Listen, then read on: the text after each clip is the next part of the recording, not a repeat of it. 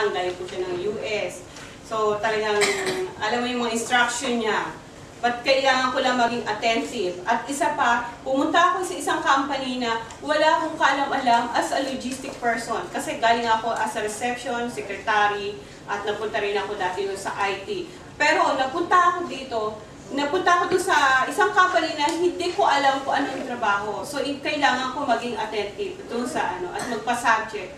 At magpa-submit talaga sa boss ko. Siyempre siya yung boss, so siya nagpapasweldo.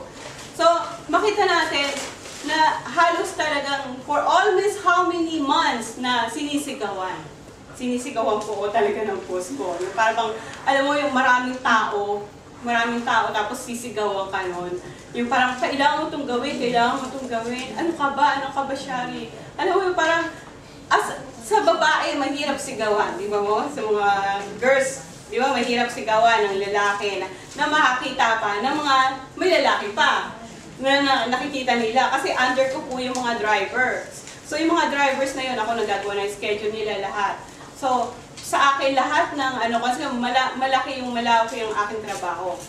So at sa ganun, talagang pinagpipray ko.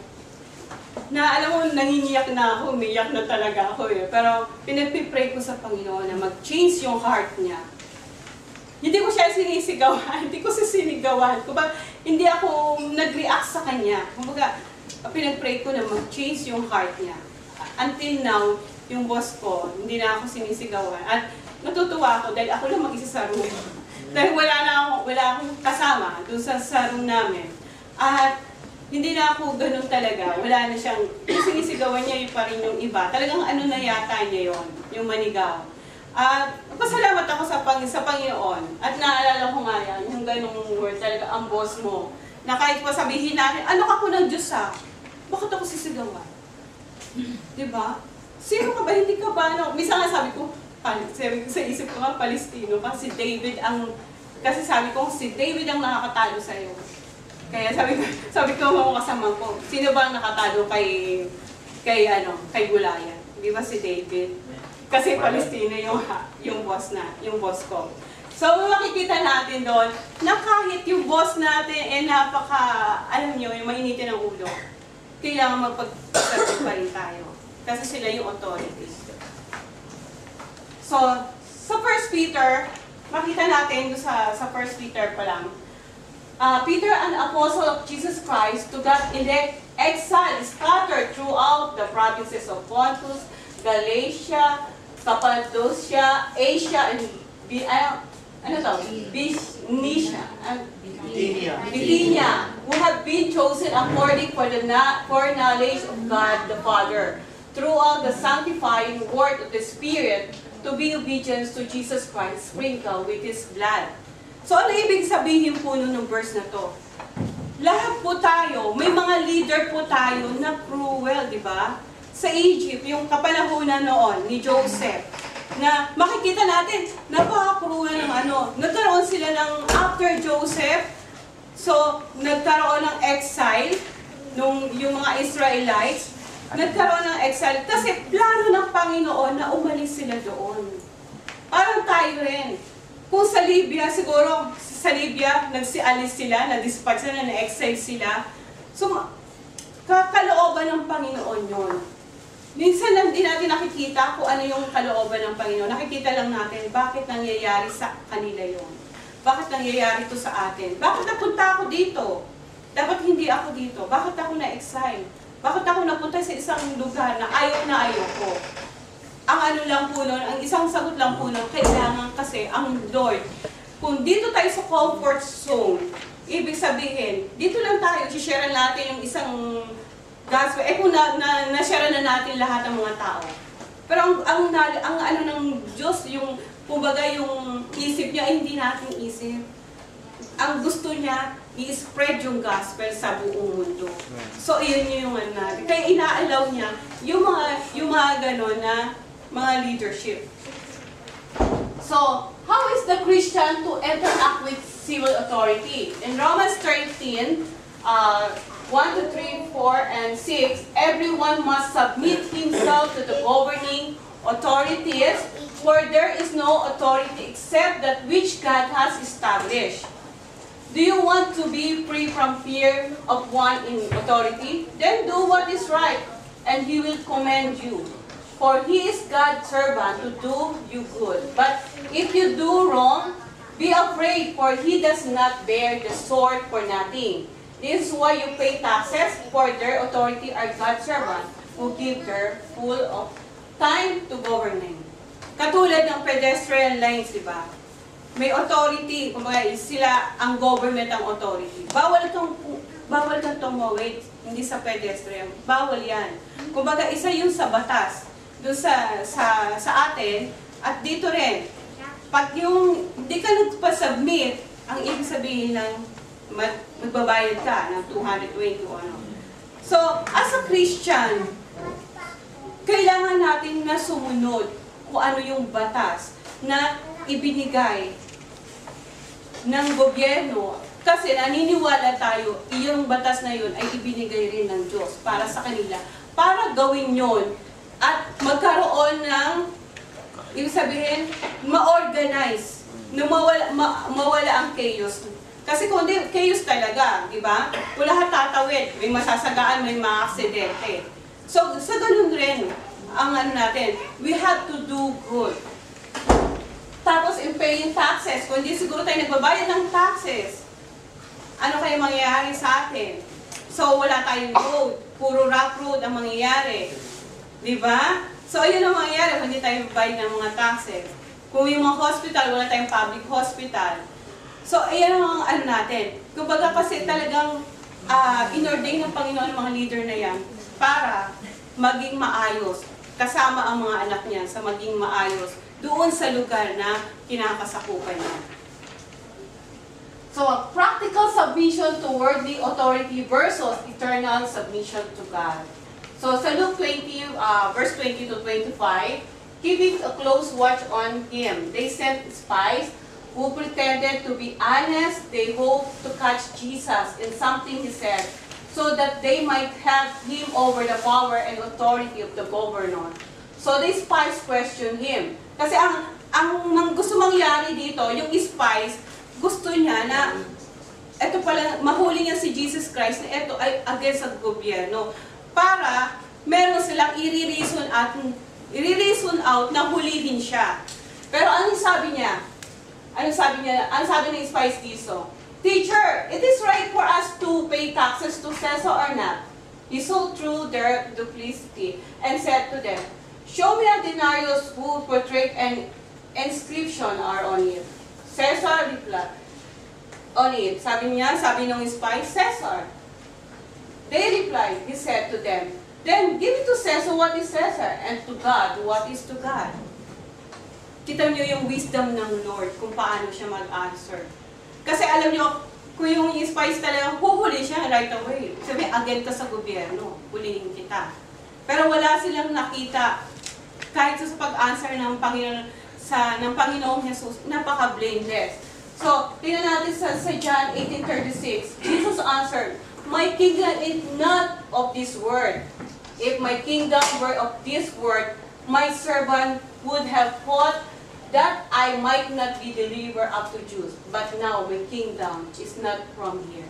So makikita natin, yung eternal submission to God, at saka yung worldly authority.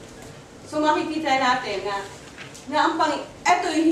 yung kingdom niya ay hindi talaga dito. Kaso lang nandito pa yung mga anak niya.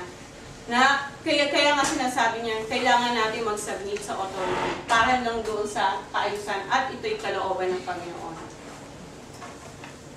Mabilis ba po? Sige, ito po. Why we must to submit ourselves to all ordinance of man. Tingnan po natin, for the Lord's sake. Makikita po natin doon sa 1 Peter, doon sa ano po natin, sa verse po natin, 1 Peter chapter 2, 30-15, for the commandment of God, because that is commandment of God. And number 3, for this is the will of God. Tingnan po natin sa 1 Peter. Ang sabi po doon, for the Lord's sake. For this is, tingnan po natin, yung word na, submit yourself for the Lord's sake to every human authority. So, halimbawa po, hindi po tayo nagpasubmit sa authority. Tayo yung mga anak ng Diyos. Hindi po tayo nagpasubmit. At sabi natin, tayo po ay Kristiyano.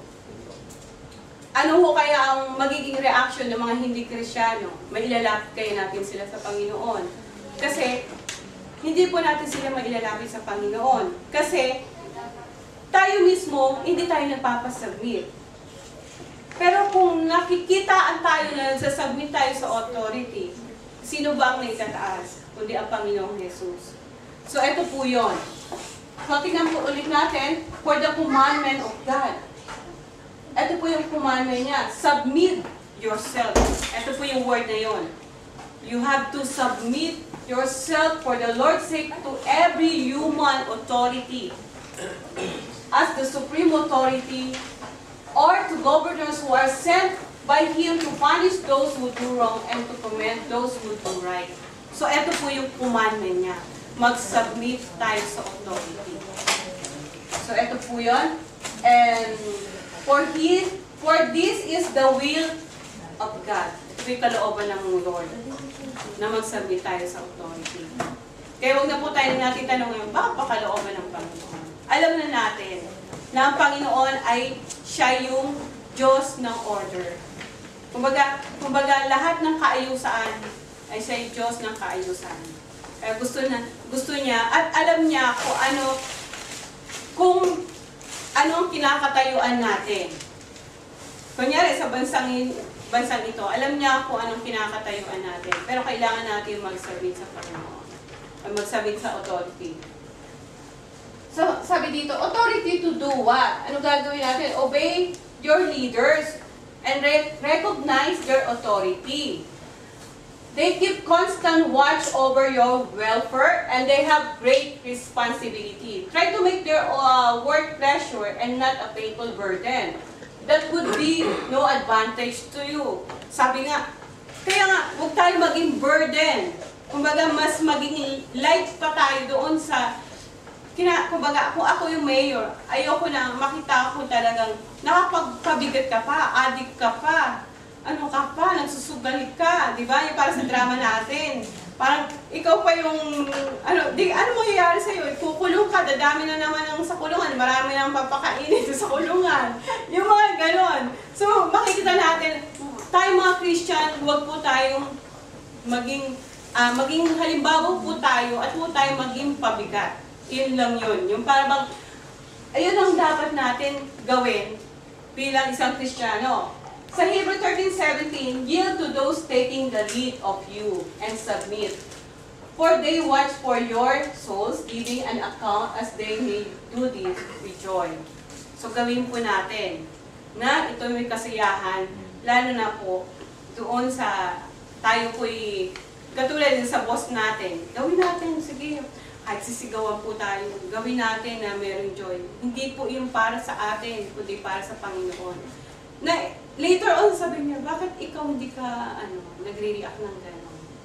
Bakit kita mo papaliwanag mo? Kasi meron akong Diyos na nagbibigay ng self-control sa akin. Meron akong Diyos na alam ko na someday magiging Diyos mo rin kung tatanggapin mo siya. So, alam mo yung opposite, kaysa mag-react tayo. Subukan po natin ang mag-asawa na nagre-react.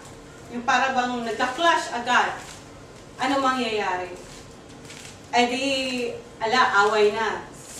Hiwalay na hiwalay ang labahan, di ba? So, ganun ang mangyayari. Hiwalay na. Dito ako mamlansya. So, magka-clash na siya. Pero subukan natin ang isa tahimik, yung isa. Di ba?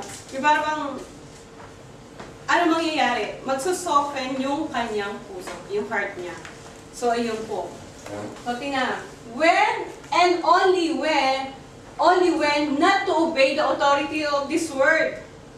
Eto na, dito na tayo. Kailan natin hindi dapat sundin ang authority sa mundo ito? Sabi nga, di ba, sa 1 Peter, na submit. Kailangan mag-submission. It is a command ng Panginoon. It is a will ng Panginoon. Pero kailan natin na hindi dapat isubmit? Kailan natin hindi dapat tayo sumunod